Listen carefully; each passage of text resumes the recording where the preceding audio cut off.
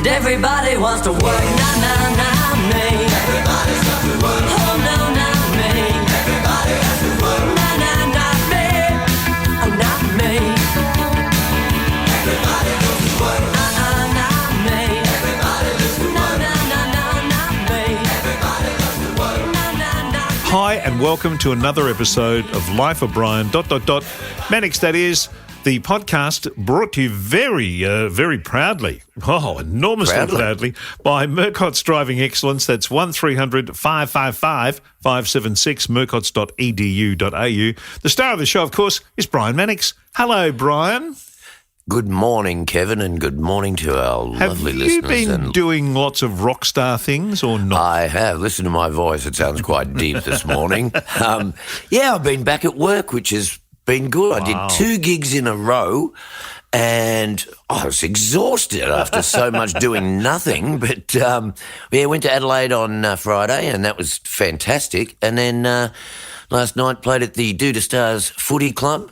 Yeah, so, starting to fill up the coffers again, which is fantastic, and, enjoying life. It's nice for Melburnians and Victorians to be the kind of centre of attraction as opposed to the centre of ridicule and scorn, which we've been for sort of 18 months.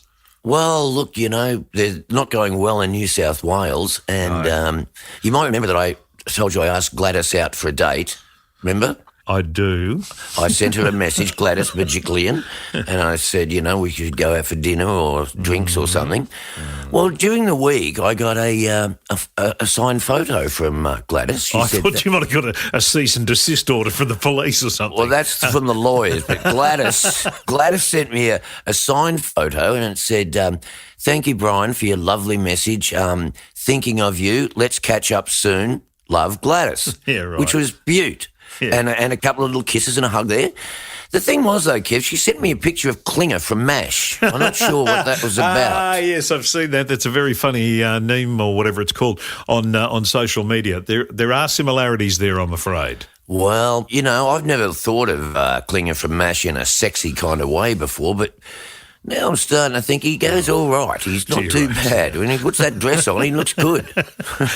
Our guests on this program, first up we're going to talk to Russell Can Morris. I introduce the guests? Yeah, go on. Okay, we've got Reverend Bernard Curry coming on the show to talk about the new amendments to the New Testament. Right. And we've also got Professor Willoughby Harris on, who's invented... He's coming on and he's invented a new type of Band-Aid, which I think will be very interesting to our listeners. Right, terrific. I'm an idiot, aren't I? It should have been called I'm an Idiot, Aren't I, this program, not Life of Brian. Yeah.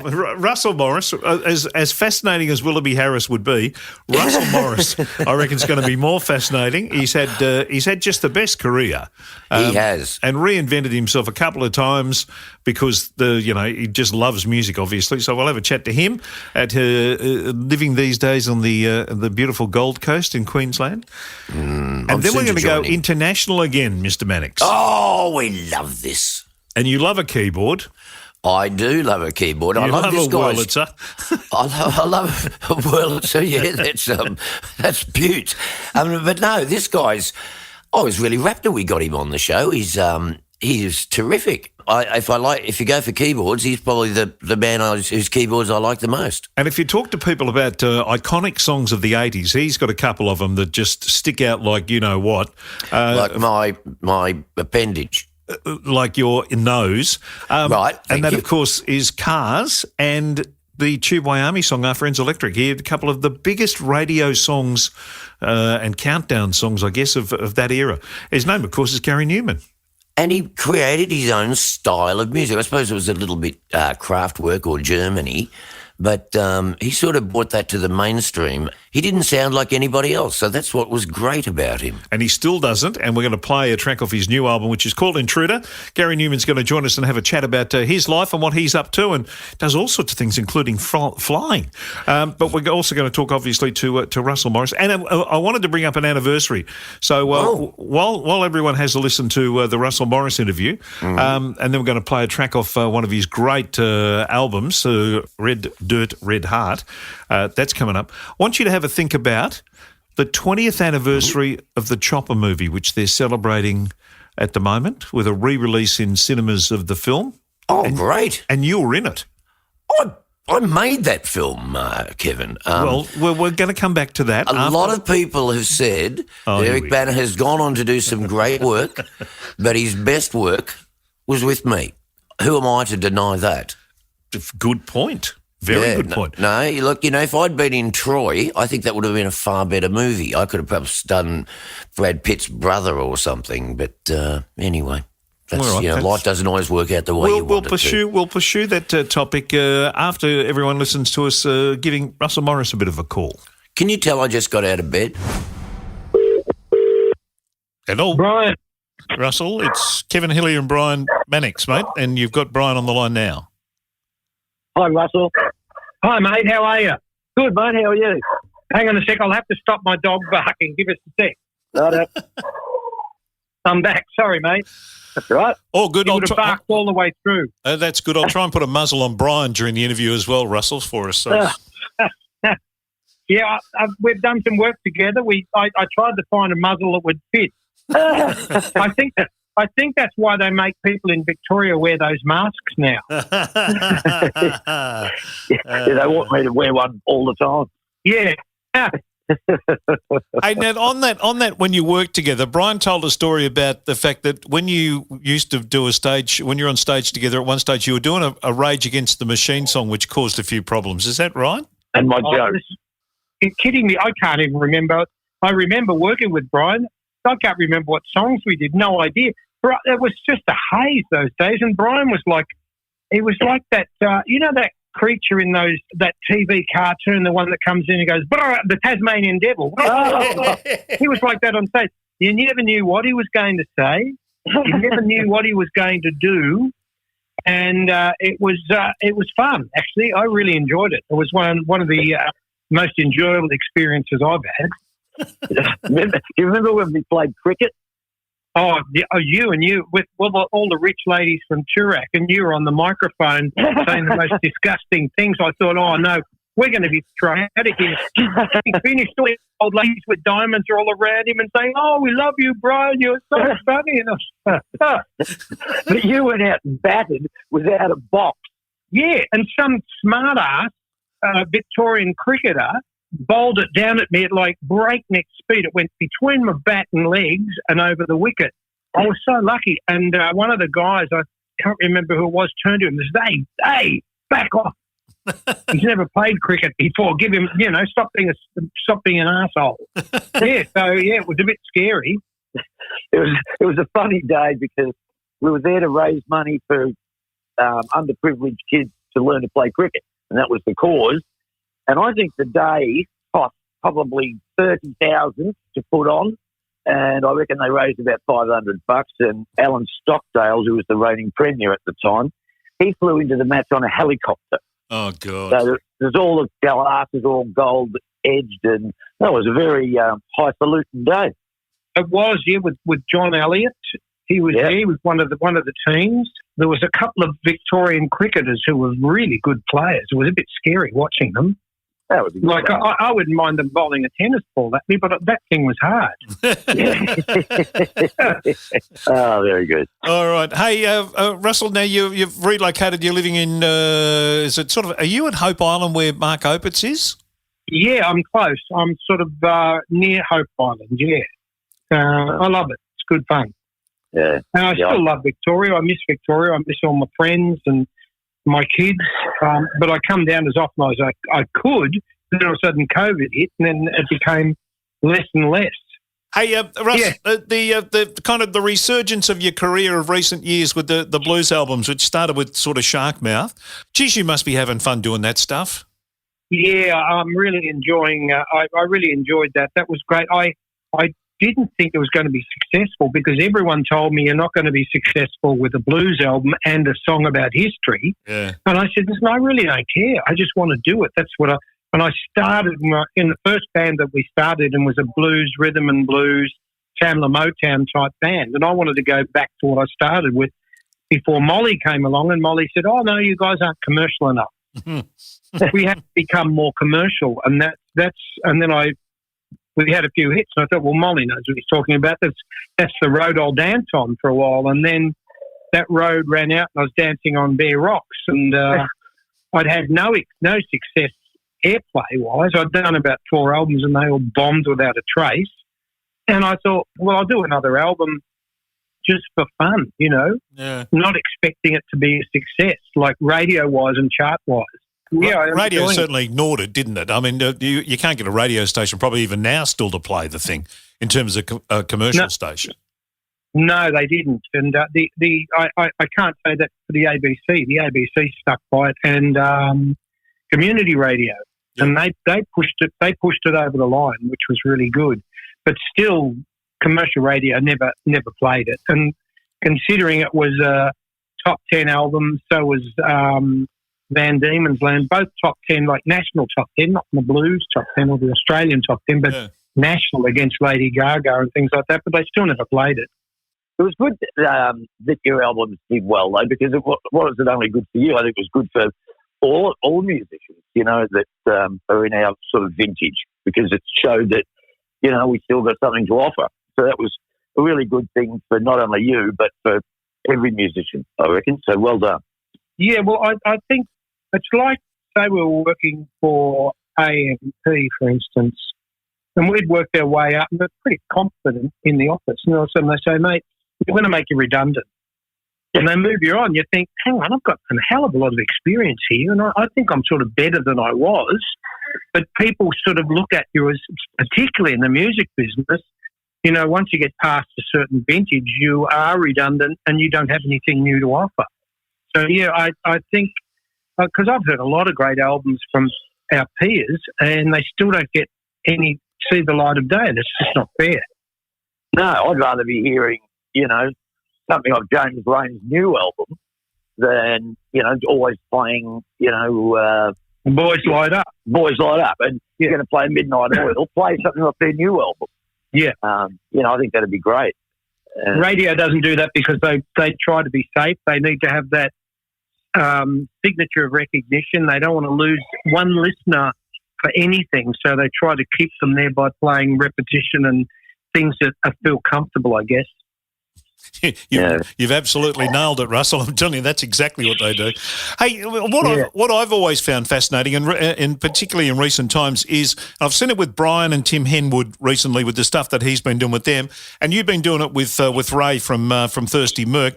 The reverence that you two have, and blokes of your era have with the musos who are coming up, the musos who are sort of making their way in. That credibility and that sort of, I guess, it's not fanboy stuff, but it's there's a reverence about what you've achieved that they understand that I don't think radio and stuff gets.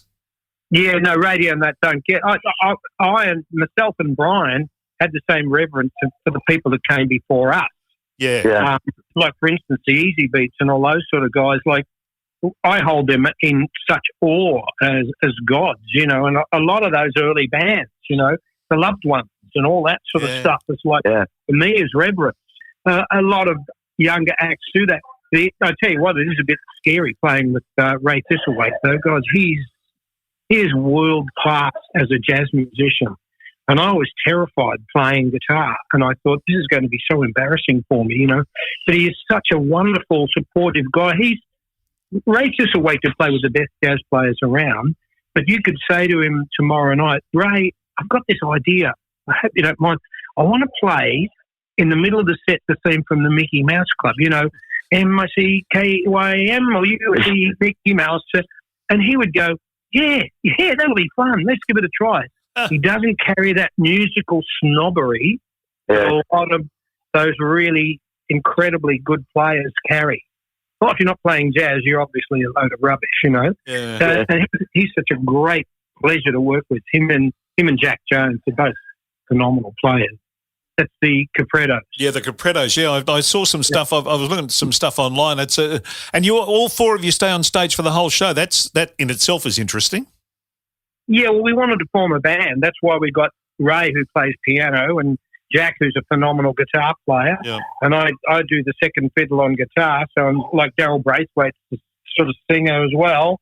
So it was a band. We just didn't want to form a show where one comes out and then the other one goes back, and then the other one comes out and then he goes back, and then the other person comes out. We wanted to do it as a band, like the Travelling Wilburys, I guess, that sort of. You better tell us about recording with Molly. Russell, I think people probably would like to know about that. We never knew that he could produce a record. Like he said, we met him, we were working in Anglesey, we were sort of filling in one set in between the group, the GROOP band, because they didn't want to play 5 sets. So we'd stick a set in and we were doing it for free. And Molly, who was with them as like a sort of glorified roadie, didn't realise that the place, that's where I'd spent all my youth surfing down at Torquay and Anglesey. And when we went on stage, virtually everyone in the room knew me. And when we finished, the crowd went nuts. And Molly thought, gee, these guys must be good. So he said, let me produce your records and get you a record deal and manager. And we said, oh, of course, as you do. And we go, yeah, let's do that. And it turned out that he probably was one of the best record producers this country's ever had. Albeit the problem was is he didn't know what he wanted until he heard it. So it was very hard for him to direct musicians to play something because he didn't know what he wanted them to play. And so consequently, we're in the studio for ages, everyone falling asleep and the guitar player doing bits, and all of a sudden Molly going, that's it, that's exactly it. And he had an instinctive thing that as soon as he heard something, he knew it was right. And he was, in most cases, 100% right. It was hard working with him because he took a long time to do things, particularly mixes. But because he couldn't say to a guitar player, I want you to play an arpeggio there, and I want you to do this. So he'd go in and say, play. And they'd play something. He said, no, play something else. Until he got it, until he got what he wanted. But it took a while. But boy, his instincts, if you still listen to Hush, which I did, and The Real Thing, the bass sounds on those records are unbelievable. He got such fantastic bass and drum sounds, particularly on The Real Thing. He really excelled himself, of course, with the help of the wonderful John Sayers, who was an amazing engineer. But Molly really was a bit of an architect. So that's somebody's image when that started with Molly, wasn't it? Yes, yeah. Okay, so you had Hush, you had Hide and Seek, which I really liked. I thought Hide and Seek was a great little song. And you had was a Heat Wave, the other song that you did with somebody's image? Heat Wave, yeah, a Martha and Vandellas song. Yeah. Because that's where we started. We started playing Tamla Motown and blues and rhythm and blues, and that was one of the songs that we loved. And the other one we did was When I Come Home, which was a Spencer Davis type that song, yeah. So that was our roots. And then Molly said, no, we have to get commercial. And that's when The Real Thing happened. Yeah, well, what happened with The Real Thing, Ian had found a couple of songwriters like Hans Paulson and all that, and they'd written me some songs, and we went in and recorded them. They were nice songs. But I said one day when I was driving home, I was driving him home, we're going over Punt Road, and I said, Ian, they're good songs. He said, yeah, they're great. And I said, yeah, Ian, they're not different. He said, what do you mean? I said, listen, there's Ronnie Burns could record those songs, Normie Rowe could record them, Johnny Farnham could record them, and they'd all fall in their repertoire. We've got to find something that is not their genre. And to Ian's credit, he looked at me and said, you were 100% right. We need to find something different. And we were looking for songs, and Johnny Young one day played some songs at Channel 10, and we sort of liked them. Girl That I Love was one of them. And I said, yeah, they're pretty good, but looking for something different. He said, I don't have anything. I said, I have this song that I wrote as sort of as a joke. He said, it's only a band song. It wouldn't suit a solo artist. And he played it, and we all looked at each other and said, that's the song we want to do. And Youngie said, you're nuts. That's not a solo artist song. We said, yeah, it is, because it's different, and that's what we want to do. Yeah. Was the song vastly different to how it came out? Without Johnny wanting to kill me, I've got my guitar here, actually. Yeah. Can you hear this? Yeah. You hear that? Yeah. Yeah. So, pictures of matchstick men, come and see a funny kind of yellow. Wow, wow, wow, wow, wow, wow, wow, wow, wow, wow, wow, wow, wow, wow. Yeah. Come and see the real thing. Come and see the real thing. Come and see my... You get it? Yeah. It was a song that was more like a band song, like Pictures of Matchstick Men. Yeah. And Ian recognised it. And Johnny said, well, you've got to do it the way it's got to be done, like a rock song. And Ian said, you're banned from the studio. You can't come. Because Ian saw it and thought, right, we can change this and make it like Hurdy-Gurdy Man meets I Am the Walrus. And that was his idea totally. And he was the total architect of that. I virtually put in nothing for the song except for the bloody vocal. Ian thought of all the ideas and he was magnificent. Yeah, it's still a fantastic record today. And I was interested that you said I Am the Walrus because it sort of goes down Beatles psychedelic street a bit, doesn't it? It does, yeah. Yeah, and that's what I love about it so much, that it's, that it's got the Hitler speech in at the end and the little sound effects and stuff to listen to. Yeah, it's a classic. Imagine doing that today. Oh. That would be totally politically incorrect. We didn't even think about that. We just thought, well, they were good sounds to put in there. And the thing was that it was about ego and people's egos, how it destroys the world and destroys people. But today I don't think you'd get away with it. People would say, oh, that's anti-Semitism, which it wasn't, because Michael Barnett was my manager along with Molly, who's Jewish, and is one of my great friends, like Jeff Joseph. So they didn't see anything in it either, But now people look at everything as being politically incorrect. If I pick my nose in public, it's politically incorrect. Yep. Yeah, if I do a poo in the middle of the street, apparently there's a problem with that. Yes, but you are politically incorrect. You were born politically incorrect. Hey, Russell, is it right that it's Brian Cadd reading like a cereal box or something? He's reading the back of a TAC tape box, the warranty. Because Ian said, I want something funny. And he looked at Brian. He said, you're funny. Go and do something funny. And Brian said, Dad, what am I going to do? I can't do anything funny. And Ian picked up the tape box and gave it to him. He said, go and read that. And that's how that happened. Was he having a few drinks at the time? Probably. Yeah, he's a classic. And Ian's ideas were phenomenal. Like, I remember when we did the record and the guys got to the end and they just started jamming, and Richard Wright, the drummer, went into double time, and John Sayer went to push the talkback button to tell them to stop, and then said, no, let them play, it'll be fun, we'll fade it. And they played until Richard threw his drumsticks down, and he didn't even sort of finish the song. He and just threw the sticks on the drums. And Ian said, don't worry, we'll fade it. And then the next day, Ian rang and said, listen, I've got a great idea. I'm going to make the record 6.5 minutes long. And I said, you're crazy. No one will play it. We'll make it like an EP with a little mark in the middle so they know where the song finishes. I said, but what are you going to put in the last 3 minutes? It's just a jam. He said, we'll put sound effects. And I said, Ian, okay, let's give it a go, And sure enough, he manufactured the whole thing. It was great. Yeah, really good. And EMI didn't want to release it, did they? They hated it. They thought it was the biggest piece of rubbish that has ever been produced. And strangely enough, ironic history repeats itself. Sharp Mouth, no one wanted that either. So it just goes to show how much record companies know. People who produce things sometimes can be put on the shelf and never see the light of day, and that could have been something really special. That's because the people making decisions in record companies tend to be Pied Piper followers. They tend to see Pied Piper dancing. They say, we want another Pied Piper. Let's find a Pied Piper like him because all the kids are following him. Let's get another Pied Piper. And they're going in a direction. That ship has already left the wharf. They've got to try and find something that is really different. And in the 60s, people did look for different. Now, most songs, if you hear them on radio, they're produced with exactly the same sounds. They've got auto-tune on them, particularly American songs. And they just have all these things that just aren't quite...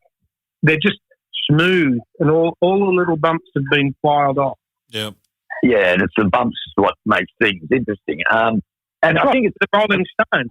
Christ sake. There was a mistake there. They were so vibrant. They were great. They still are. Not being an old fart, because young people love the Stones and they love AC/DC because there's warts are all in there. Yeah, exactly. And I think with record companies, it becomes sort of art made by committee. When you get a committee, like, try and name one good book written by 8 people.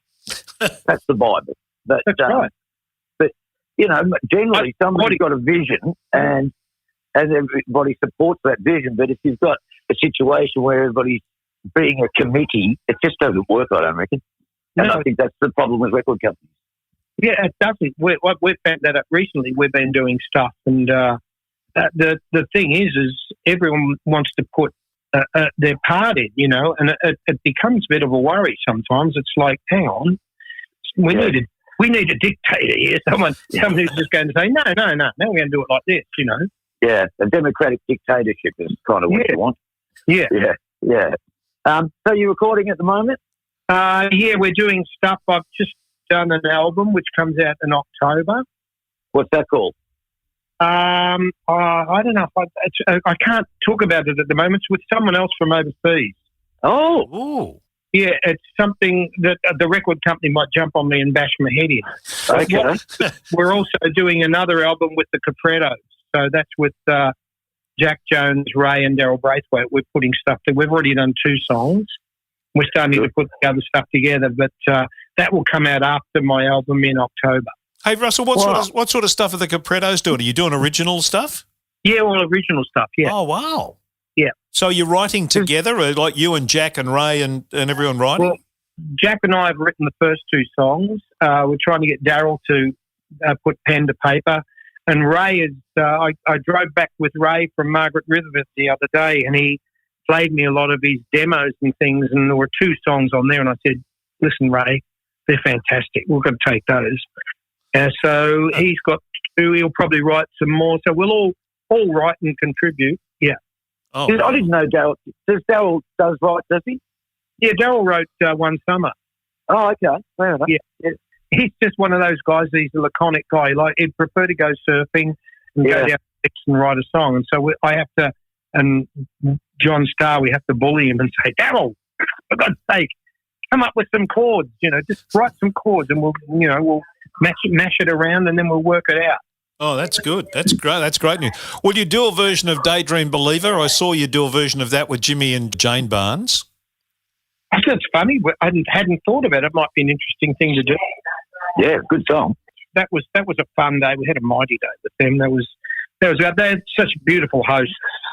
Jimmy and Jane are really lovely people, mighty people to spend time with. It's just so relaxed, and there's such a family atmosphere there. All their grandkids are there, and their kids are there. It's just mighty. Yeah. Yep.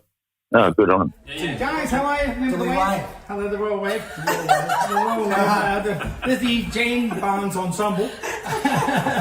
I had a bunch of friends passing on the radio show, and we thought it'd be a good idea. Pick your opinion Critics. yourself. We thought it'd be good if we sang a song. See if this one works for you. Here we go. 2, 3, 4.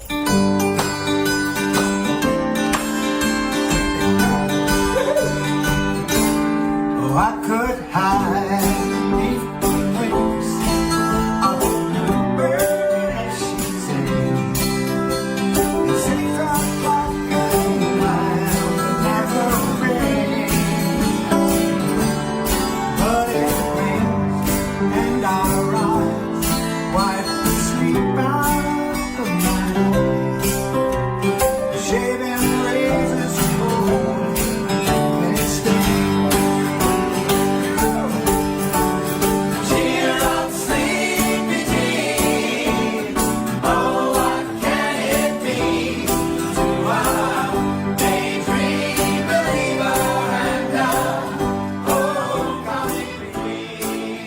The Australian history that you've kind of laid out in those 3 albums that we talked about, the blues albums that you've talked about, how important was it for you to get those stories out there?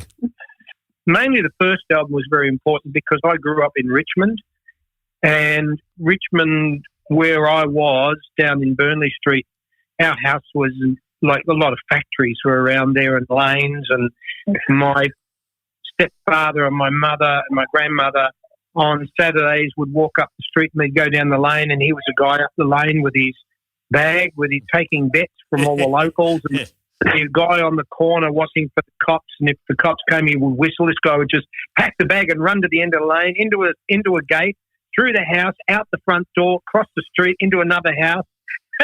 And it was those sort of things, and I grew up with that sort of stuff. When I saw the photo of Thomas Archer from 1916, I thought, wow, the streets then would have been really... And I've always been intrigued by back streets and gangsters and things, because in Richmond I grew up with a lot of the people who featured in things such as Underbelly and all those sort of crime things. And some of the guys I went to school with, and you were like Laurie Prendergast, who committed the great bookie robbery, Nicky Levitas, who was indicted for a diamond heist and went to Europe.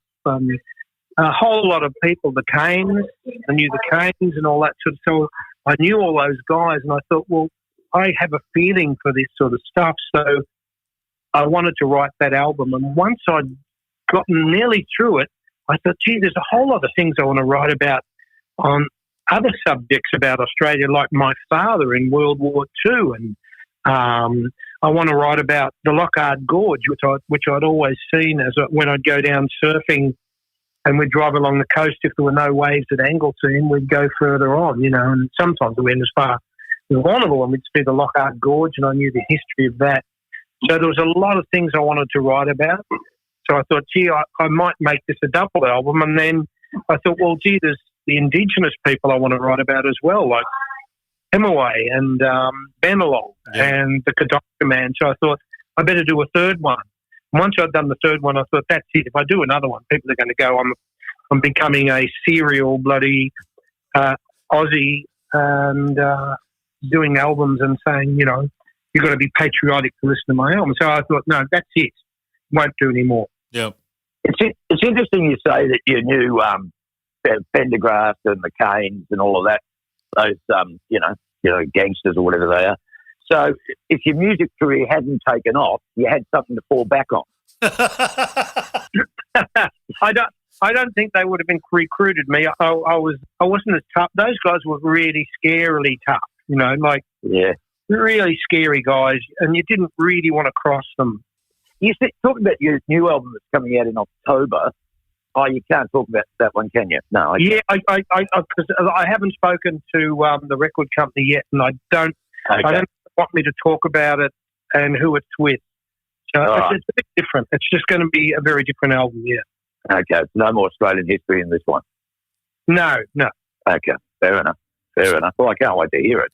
Yeah, absolutely. And I can't wait to find out who this other person is. It's not Linda Ronstadt, is it, who you once had a meeting with? Oh, don't talk. That was one of the biggest mistakes of my life. What happened? I did a session in Los Angeles, on my album, and Albert Lee is a friend of mine, the world-renowned guitar player.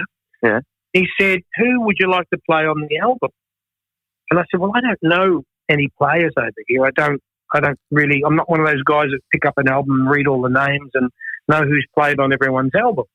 I said, I'm mainly a song guy. And they said, well, have you heard any songs that you really like? And I said, yeah, I did. I heard this song. And this guy playing slide guitar on it, a song called Dixie Chicken. And he said, oh, yeah, Lowell, we'll get Lowell George down to come down.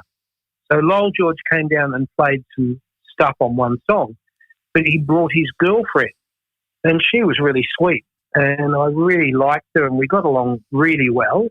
And she sang some things with me, and I said, wow, you've got a beautiful voice. And she said, I like your voice as well. And we our voices really matched. And I said, what are you a session singer? And she said, oh, I don't know what I'm doing at the moment because I was in a band and we broke up and I don't know what I'm going to do. And I said, oh, what was the band? She said, oh, you wouldn't know them. But we only had one hit. And I said, in Australia we hear a lot of stuff. She said, oh, you wouldn't know. She's a band called the Stones. I went, Distant Drum. I love that song. And she's really. So we got on, and I should have said to her, listen, I'm new in Los Angeles. I don't know a lot of people. Is there any chance that you can introduce me? But I was too shy, stupidly, because I would have met like the Eagles, like Neil Young, Brown, Joni Mitchell, all those people. And that was one of the biggest mistakes of my life. Because she was such a person, she would have said, "Sure, come and join us on Saturday." Like and because she was with Lowell, I didn't want him to think that I was trying to pick her up. But you were. No, I wasn't. No, I wasn't. Now, see, if you'd have been Brian Mannix in that situation. Hi, Brian. Yeah, Mr. Smooth Tongue. And I say that in the nicest possible way. That might be the name of my new album, Mr. Smooth Tongue. That'll be all right. We look forward to the album in October with the mystery guest appearance from whoever the mystery person is. Yeah, I think, I don't know, it's very different. We'll see if how people take to it. But Okay. it's one of my favourites that I've done, yeah. Is it a bluesy Good thing work. or not? Can you say that much or not? Close. Okay. Sort of close to it, really. Okay. Yeah. Okay. Not on my behalf, anyway. Okay. Right. Beautiful. Okie dokie. We look forward to it. Hey, Russell, thanks so much for your time, mate. We really appreciate it. Thanks for yours, and hope to see you both soon.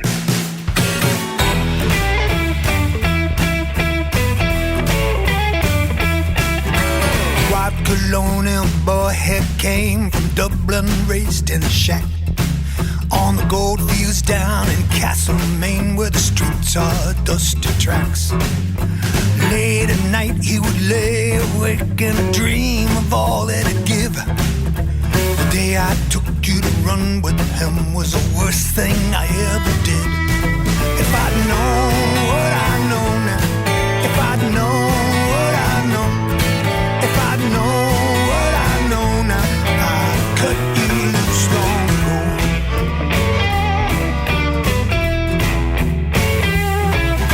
His eyes were blue just like the sky, and his hair was golden dawn. He carried himself with fancy air, and he was loved by all. He'd play the rich just to pay the poor across his sunburned land. Irish Donahue was his name, and there was no better man. If I'd known what I know now, if I'd known what I know, if I'd known what I know now, I'd cut you loose long ago.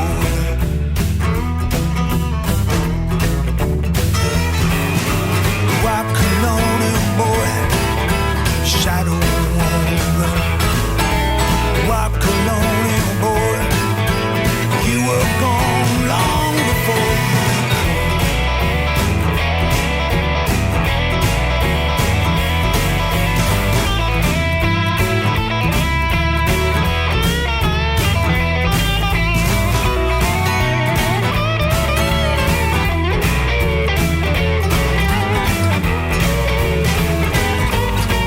took us all by great surprise when you stabbed him in the back. You turned him in just to bring him down, a joker in the pack. Jack the nimble, Jack the quick, the lowly Judas priest. 30 pieces of silver bid made that deal complete. If I'd known what I know now, if I'd known what I know, if I'd known what I know now, I'd cut you loose long ago. If I'd known what I know now, if I'd known what I know, if I'd known what I know now, I'd have cut you loose long ago.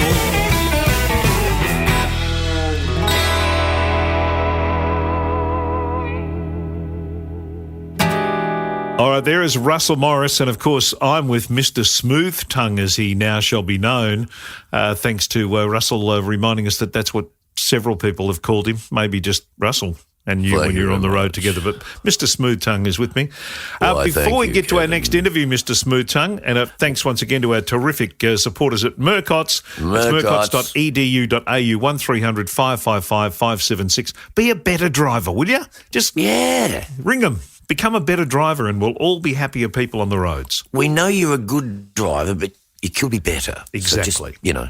You might now currently Because as be we've like an discussed- 8.5. as we- You could be a 9. Yeah, because we've discussed before that nobody thinks they're a shit driver, but so we can't say if you're a shit driver, go to Murcott's. Because no one will go. Because they think they're not shit. So we have to Because they go, say, Brian's not talking to me. Oh, No, I'm not a bad He's driver. talking I'm a to- good driver. he's talking to that guy that cut me off this morning. Yes, no, exactly. but we're not. We're actually talking to you. So get down to Murcott's and make the world a safer place. Exactly. 20 years of Chopper. 20 years ago, the Chopper movie came out. Wow. Now, tell us about, you're in it. Yep. You're playing a nightclub owner?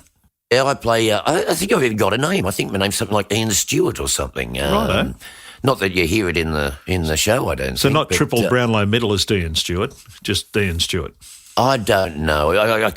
But yeah, what a great experience that was. And I think what was really cool was that Andrew Dominic, the director, he wrote the script as well. So he gave the actors sort of carte blanche to just ad-lib and do stuff.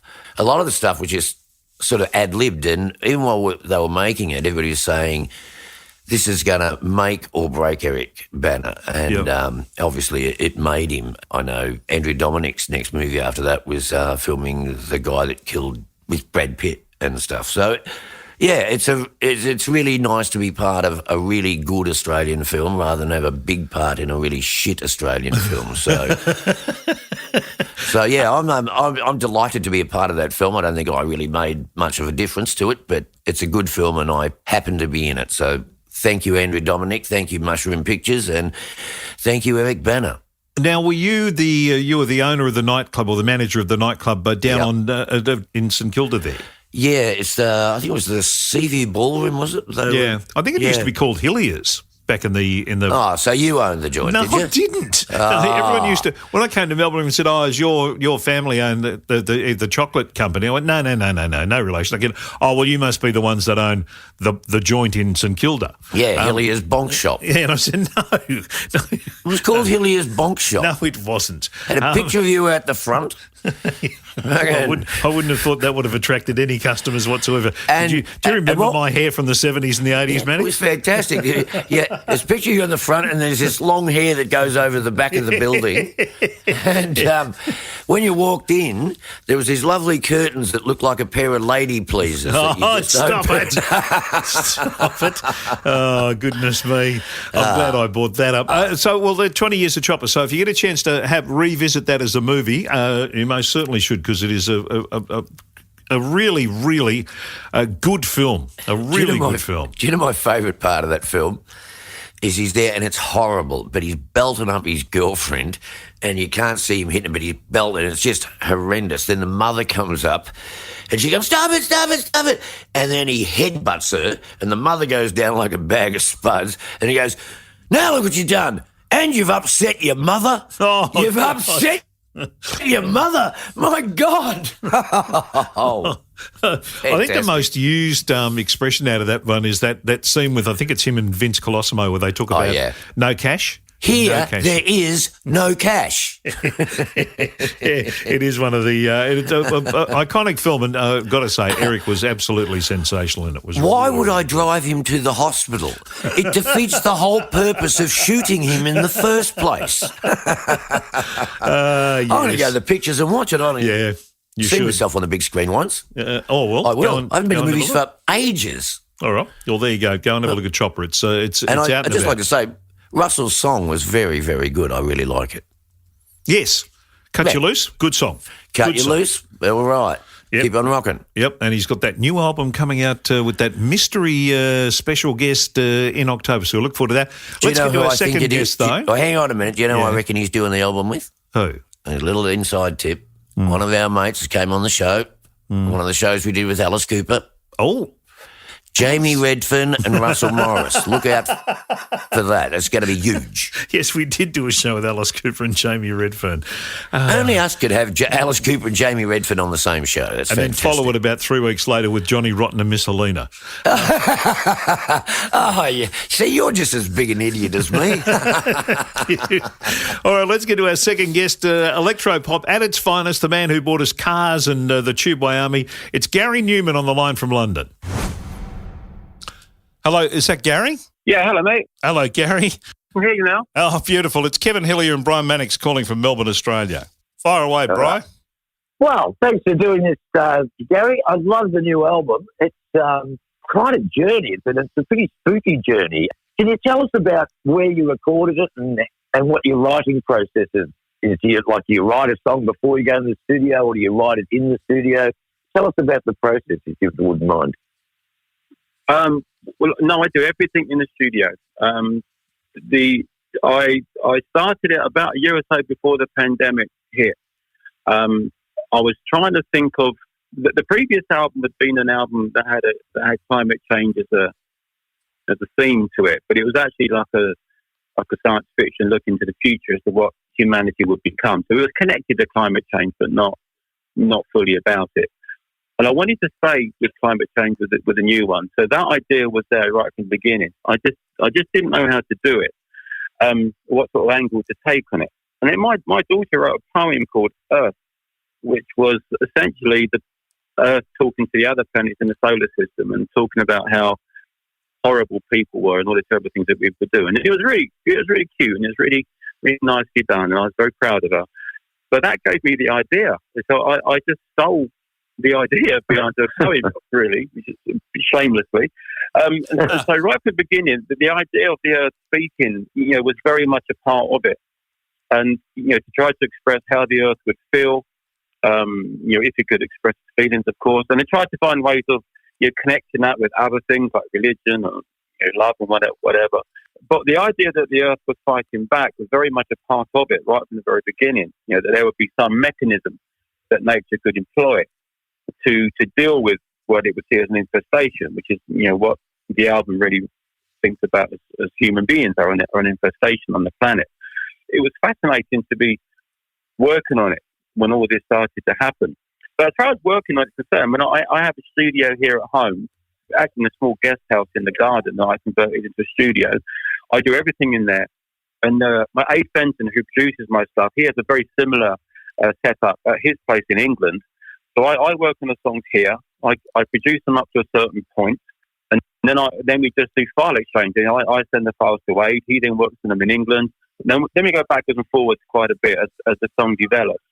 The process is pretty basic, to be truthful. I go into the studio with very little idea. I don't really know what I'm going to do. I go in there and I sit down at the keyboard, and you just start. You just start to work on tunes, different melodies, and find what works together and what doesn't. And you just slowly start to piece it together. And then sometimes the song will come out, maybe sort of very gentle or very pretty. Other times they'll come out very, very aggressive and full on and very, very powerful. I don't really know how they're going to turn out. When I first sit down, in a way that the songs kind of stumble from one stage to the next. As I get one thing worked out, that kind of leads you into where it needs to go next a little bit, and then so on and so on, right up to the lyrics. And the lyrics are usually the last thing that I do, and that's because I feel that the music should guide you. The lyrics should be a reflection of the mood of the song. So you get all the music ready first, and you get it as produced as you can, so that you've got a very good idea of the mood, the atmosphere that piece of music gives you.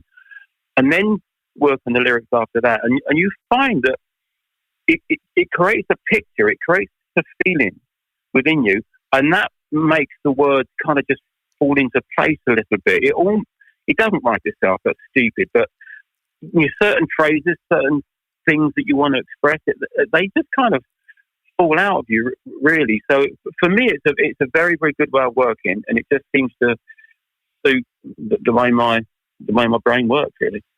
That makes sense about leaving the lyrics to last. I know when they were making the spaghetti westerns, they'd have the music recorded before they'd film the scene, so the actors would hear the music and they'd go, "Oh, okay, so that's the mood of this scene." So it would help their acting. So I think that to do the lyrics last is a really smart way to go about it. Yeah. So how long does the whole album take? It sounds like it took a couple of years to put it together. Is that right? About a year and a half. It's just under, I think, a year and a half. It was finished quite some time ago. I actually had the music was all done. I think it was by July last year. Right. And then I worked on the sleeves. That took a while. There's quite a lot of formats for this one. There's lots of artwork to do, and I do all of that at home on the laptop. So I did all that, and then you start to work on the videos for it, and the strategies that the record company is doing it. And then, also when I was working on the album, I wrote a book.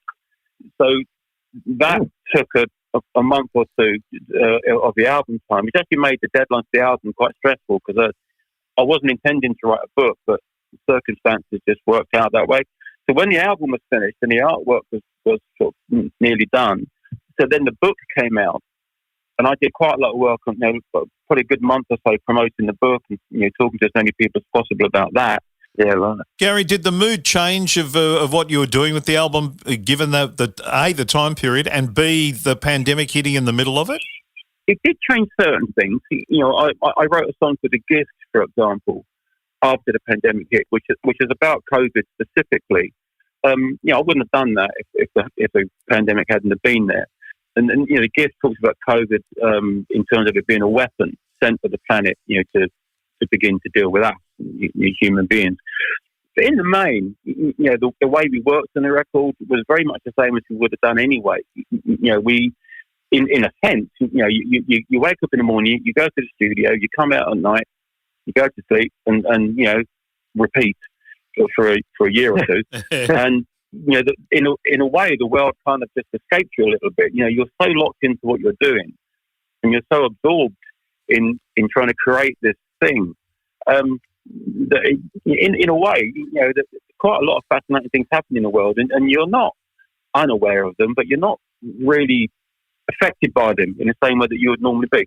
But if you think that, if you spend all day in the studio every day, sort of 7 days a week, really, when you're working hard on it, in a way, a pandemic doesn't really touch you because you're not out in the world anyway. I was aware that the children were at home.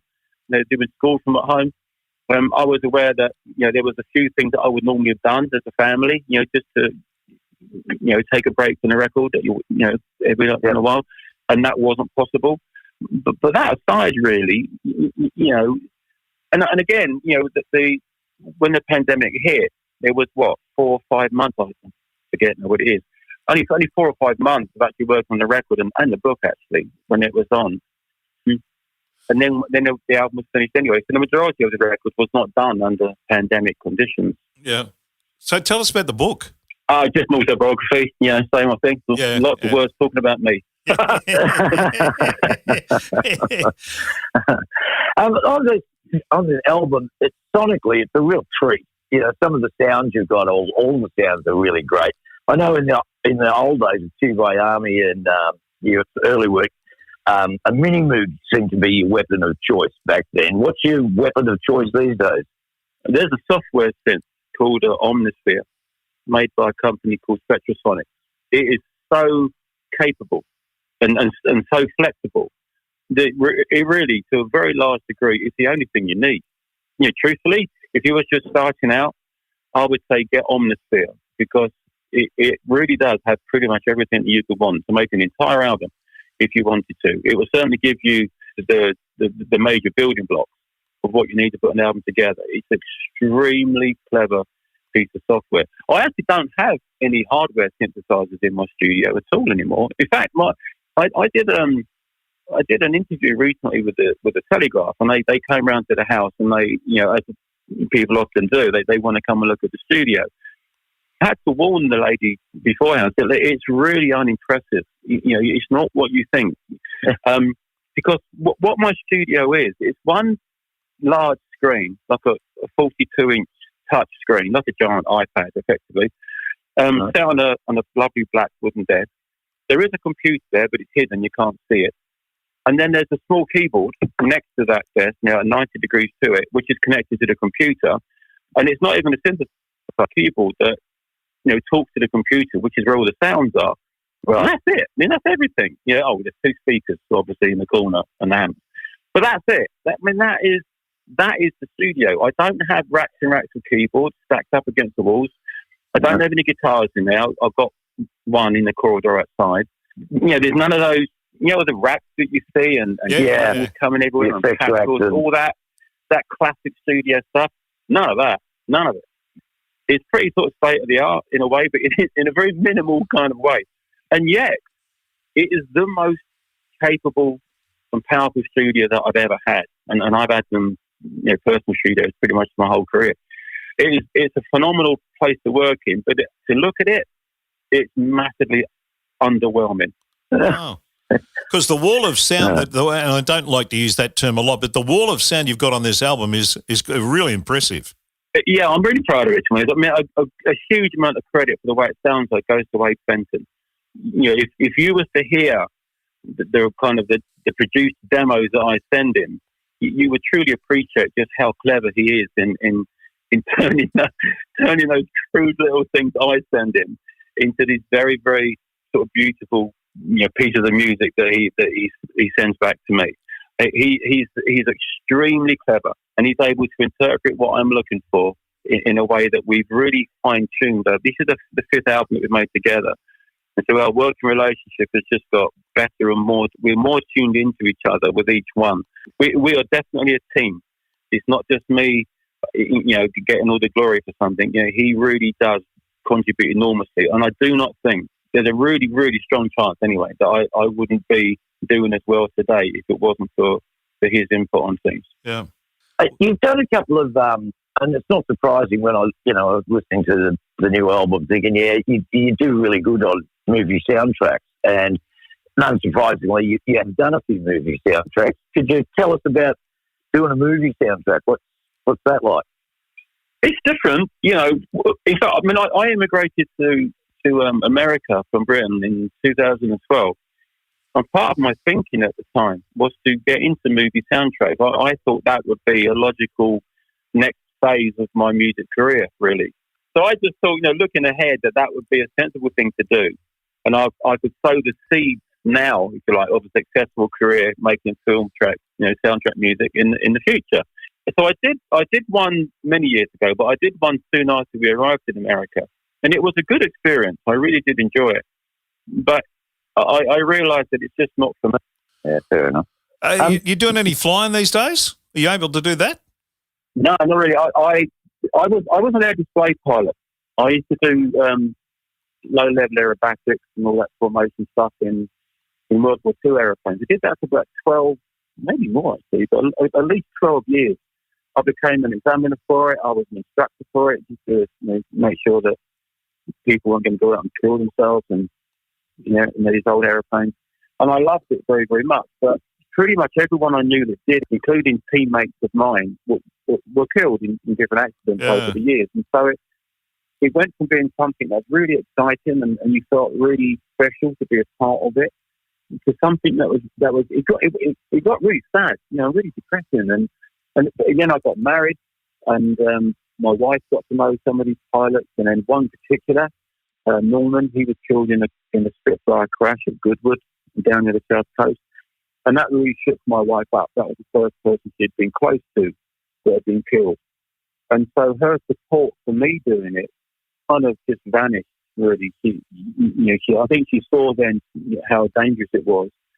And she just didn't want me to do it anymore. So that makes a big difference. If you don't have that, you don't want to leave your wife every weekend, sitting at home nervously looking at the phone. Yeah. You know what I mean? That's no way to live, is it? So I was very aware of that.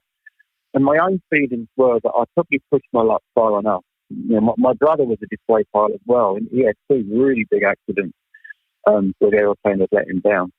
So it began to feel to me like it was a matter of time rather than anything. And so I thought, I really, maybe now's a good time to get out of it. And we were talking about having a family. We started to try to have children. Life changes, doesn't it? You live your life, and it just evolves into a new thing almost naturally, really. So, like I say, I do really miss it, but I won't go back into it. I'm too old now anyway, probably. Yeah, fair enough. Hey, Gary, thanks so much for your time, mate. We really appreciate it. Congratulations on the album, and we wish you all the best of success with it. Cheers, mate. Thank you very much. Appreciate that. Thank you. Cheers.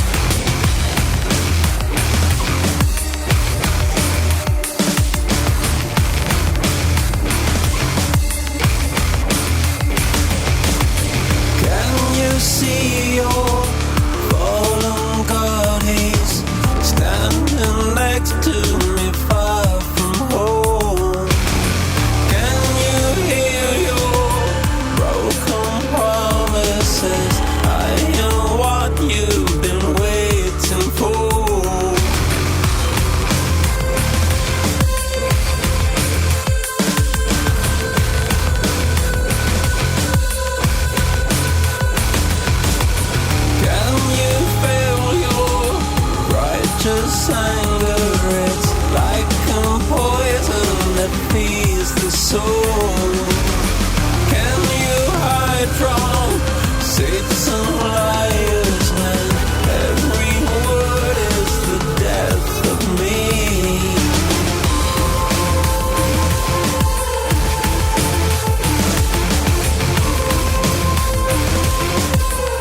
And this is who you are.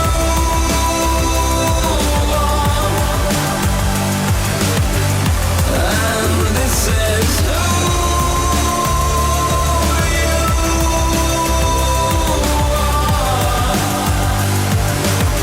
are. And this is who you are.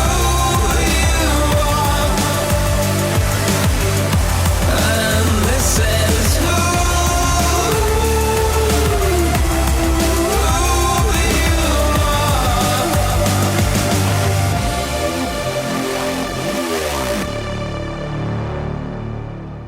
can you break your crumbling idols and push them pieces into the sea?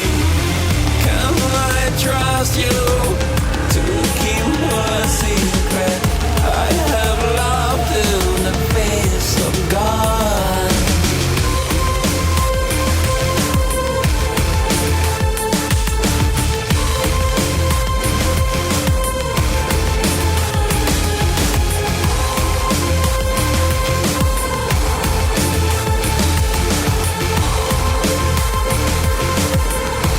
And this is who you are.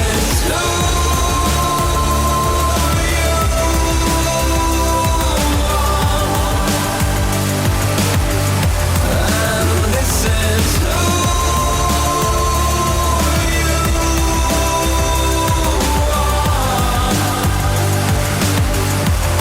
this is who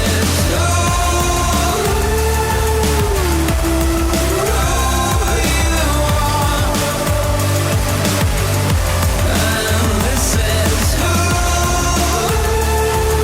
And this is who